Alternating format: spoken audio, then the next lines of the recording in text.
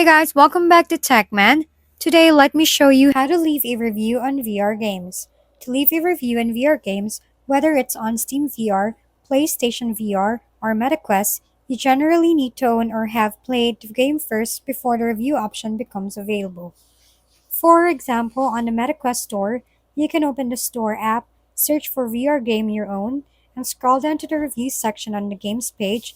Once the platform detects that the game is linked to your account, you should see the option to rate it with stars and write your own feedback or comments.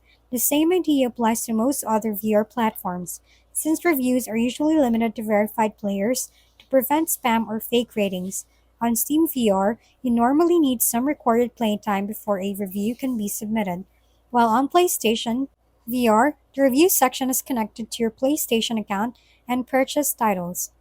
Overall, the process is usually simple: own the game, open its storage page, scroll to the reviews area, choose your rating, write your thoughts, and submit the review. If we've been helpful, kindly give us a thumbs up and don't forget to hit the subscribe and bell button for more contents.